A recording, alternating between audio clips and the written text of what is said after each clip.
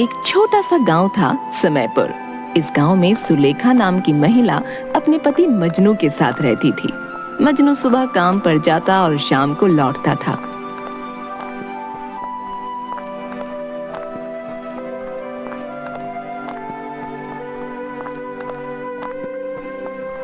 वो अक्सर उसके साथ झगड़ा करता था। तुम आजकल घर पर बिल्कुल ध्यान नहीं दे रही हो। ध्यान नहीं देती तो आपको सब कुछ अपने हाथ से करना पड़ता, फिर यूं बैठकर भाषण नहीं दे रहे होते। कल जो 50 रुपए दिए थे, दो, कुछ काम है। मेरे पास नहीं है। क्यों, कहाँ गए? कल ही तो दिए थे। सामान आ गया, मैं पूरे सप्ताह की सब्जियां ले आई। अरे दिमाग ठीक नहीं है क्या तुम्हारा? हैं? इतनी सब्जियां एक साथ लाने की क्या जरूरत थी? हैं? मुझे तुम कटोरी भर सब्जी नहीं देती तो ये आती किसके लिए है? आपको नहीं देती तो क्या मैं खुद खा जाती हूँ? ये जो तोंद है ना आपकी, ऐसे ही नहीं बढ़ रही। देखो, तुम मेरे पेट के बारे में कुछ ना कहा करो, नहीं तो क्या? नहीं तो अच्छा नहीं होगा। अरे जाओ जाओ। जबान संभाल के। कहा ना जाओ जाओ। मजनू उसे मारने के लिए हाथ उठाकर रुक जाता है। क्या हुआ, रुक क्यों गए? अब यही बाकी रह गया था। मैं औरतों पर हाथ नहीं उठाता। सुलेखा घर से बाहर चली गई।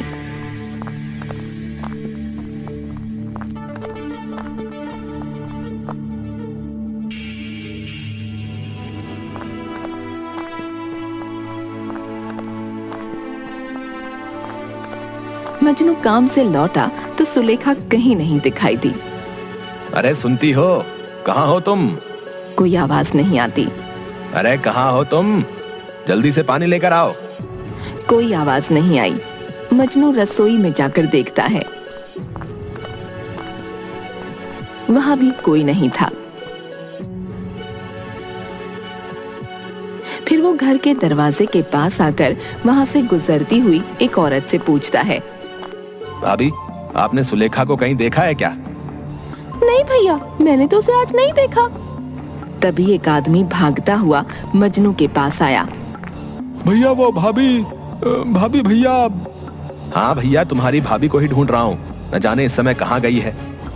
भैया, वो भाभी वहाँ। कहाँ है बताओ। भैया आप चलो मेरे साथ। आप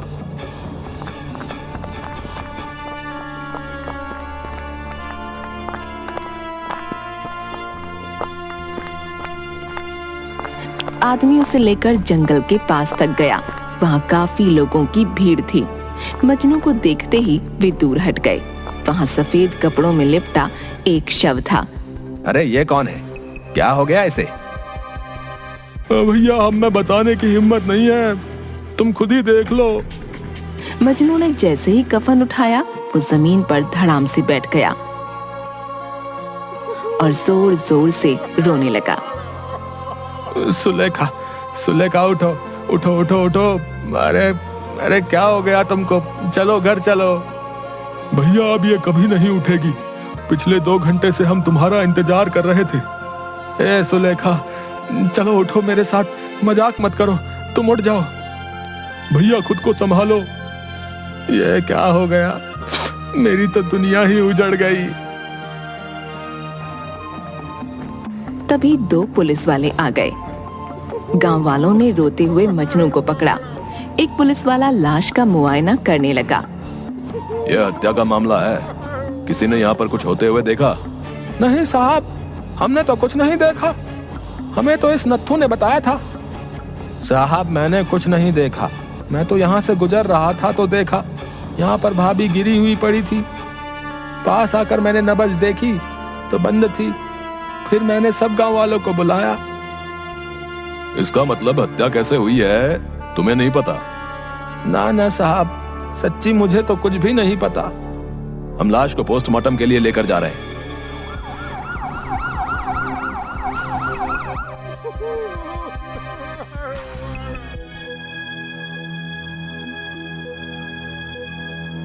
अगले दिन एक सिपाही मजनू के घर आया। अरे अचानक क्या हो गया तुमको? तुम मुझको छोड़ के कहाँ चली गई? मैं तुम्हारे बिना कैसे रहूंगा? मजनू, तुम्हारी पत्नी के शरीर पर चोट के निशान हैं। तुम्हें मेरे साथ अभी पूछताछ के लिए थाने चलना है। वो मजनू को लेकर थाने गया।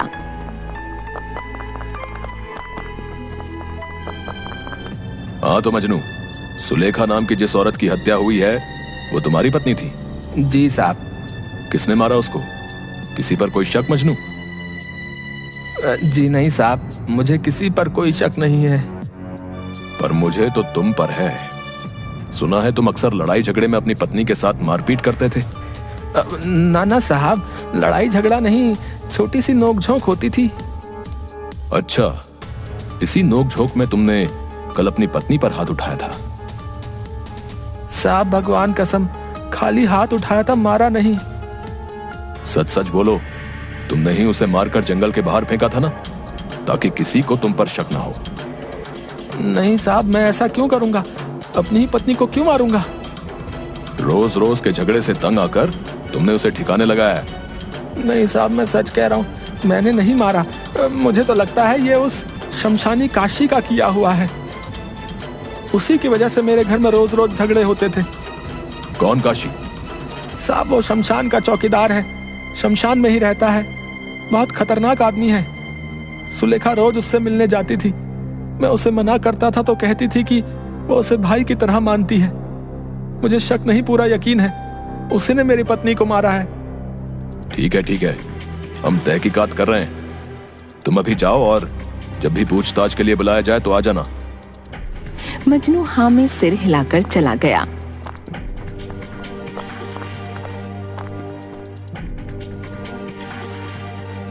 इंस्पेक्टर सिपाही के साथ शमशान गया। वहाँ किसी का अंतिम संस्कार हो रहा था और काशी कंबल और लाठी लिए एक कोने में खड़ा था। तुम ही काशी हो, इस शमशान के चौकीदार? हाँ मैं ही हूँ। हमें तुमसे पूछताछ करनी है। अरे कौन सी पूछताछ? आपका कौन मर गया? यहाँ तो सब अनंत में विलीन होने आते हैं। ओ, ज्यादा फिलॉसफी झाड़ रहा है? अरे अपनी फिलॉसफी अपने पास रख और जितना पूछ रहे हैं उतना ही जवाब दे, समझा? चल अब ये बता, मजनू की बीवी सुलेखा यहाँ पर रोज रोज क्यों आती थी? अब ये मेरा निजी मामला है, आपको क्यों बताऊं? अरे बावले, ये खून का मामला है। उस औरत का कल खून हो गया, तुझे मस्खरी सूझ रही है? खून? मेरी बहन का खून? ये कब हुआ? किसने किया? अपनी ये नौटंकी बंद कर। पूरे गांव को पता है सुलेखा की हत्या हो गई और तुझे नहीं पता।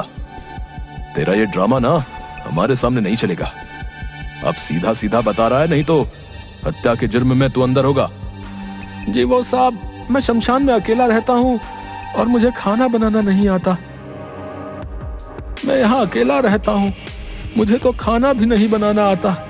बड़ी परेशानी है। तुम्हारी इस बहन के होते तुम चिंता काहे करते हो? मैं हूँ ना, मैं तुम्हारे लिए रोज खाना बना कर लाऊंगी। सच बहन? हाँ, काहे नहीं। पर भैया, मेरा पति बहुत कंजूस है, तुम्हें अपना खर्चा देना पड़ेगा। हाँ बहन, मैं तुम्हें 200 रुपए दे दिया करूंगा। 200 रुपए तो 10 दिन भी नहीं चलेंगे। ऐसा करो तुम 500 दे देना, बाकी मैं देख लूंगी। सुलेखा बहन मुझे रोज यहाँ पर खाना देने आती थी और इसके बदले में मैं उन्हें महीने के 500 रुपए देता था।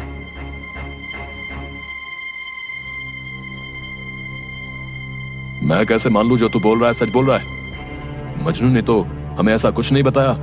उसे इस बारे में कुछ नहीं पता। सुलेखा बहन ने ये बात किसी को बताने के लिए मना किया था। अगर मजनू को पता चल जाता तो वो ये रुपए भी चुराकर शराब में उड़ा देता। अरे तो हम कैसे विश्वास कर लें कि जो तू बोल रहा है सच बोल रहा है? कोई सबूत है तेरे पास अपनी बात को साबित करने के लिए? हाँ साहब, सब्जी वाले को यह बात पता है। सुलेखा बहन ने उसे बताया था। अब ये सब्जी वाला कौन है? रामनाथ सब्जी बेचता है, उसे सब कुछ पता है। सर मुझे तो लगता है मजनू की पत्नी का खून इसी ने किया है और अब ये कहानियां बना रहा है। नहीं साहब, मैं सच बोल रहा हूँ। जिस औरत ने बहन बनकर मुझे खाना खिलाया, मैं उसके साथ नमक हरामी कभी नहीं कर सकता। मैं रोज यहाँ लोगों को मिट्टी होते देखता हूँ। मुझे जीवन की अहमियत अच्छे से पता है। आप मेरी बात का विश्वास करो, मैं तो ऐसा करने के बारे में कभी सोच भी नहीं सकता। अरे ठीक है, ज्ञान देने की कोई जरूरत नहीं है। हम अभी तहकीकात कर रहे हैं, देखते हैं क्या सामने आता है। लेकिन जब तक हमारी तहकीकात पूरी नहीं हो जाती, सुलेखा का हत्यारा पकड़ा नहीं जाता, तब तक तू इस गांव के बाहर नहीं जाएगा, समझा? काशी हाँ में सिर हिला देता है।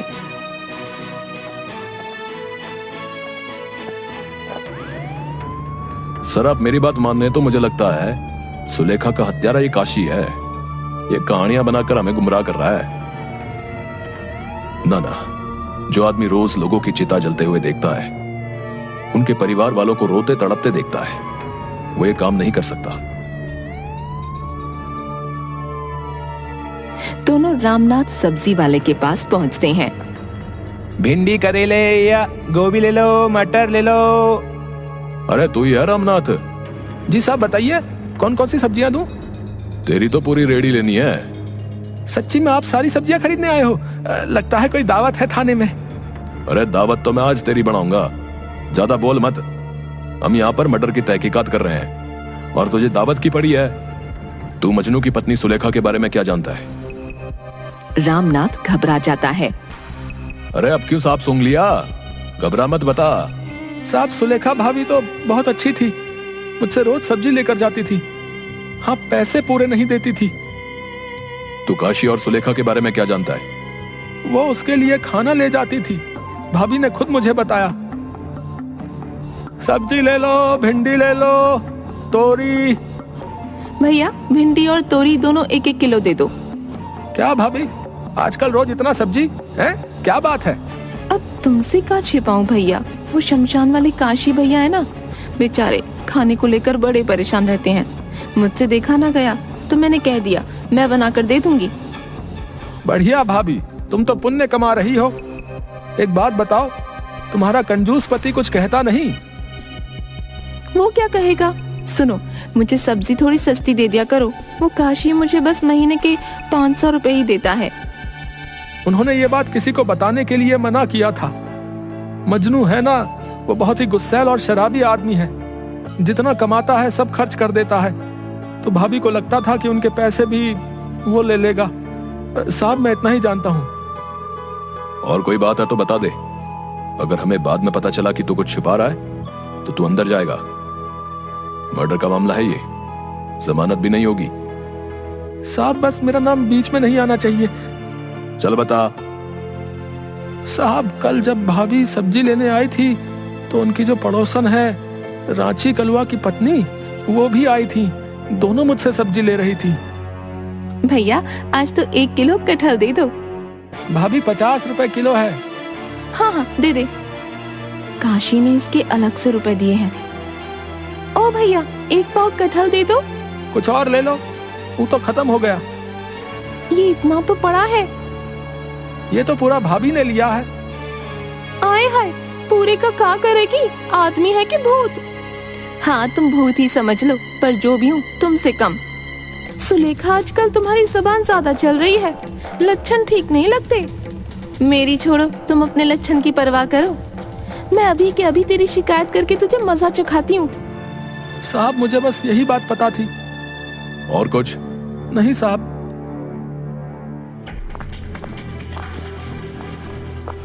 इंस्पेक्टर उसे जोर से 3 थप्पड़ लगाता है। कौन इसी ने किया है? अरेस्ट कर लो इसे। सिपाही उसे अरेस्ट करने लगा। साहब मुझे छोड़ दो, मैंने कुछ नहीं किया। चल कहानी पूरी कर और सच बता। शायद रांची ने जाकर मजनू से भाभी की शिकायत कर दी और वो वहां आ गया। तुम मेरा पैसा अपने उस भाई पर उड़ा रही हो? मैंने मांगे तब तो नहीं थे।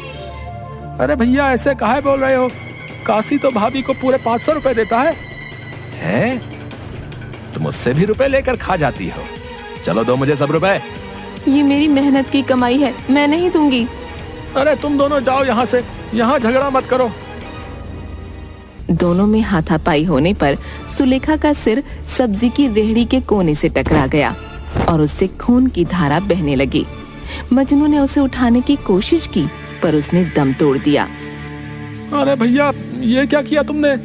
अरे भैया कुछ नहीं, अभी अस्पताल ले जाता हूँ, ठीक हो जाएगी। तुम अपना मुंह बंदी रखना, इसी में भलाई है।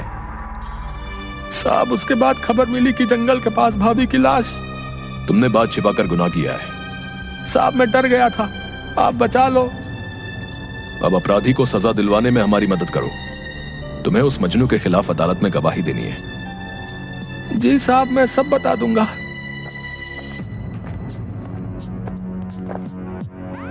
सर, आपको शक कैसे हुआ कि रामनाथ कुछ छिपा रहा है? उसने बात अधूरी छोड़ दी थी, पूरी नहीं की। रांची किससे सुलेखा की शिकायत करने गई?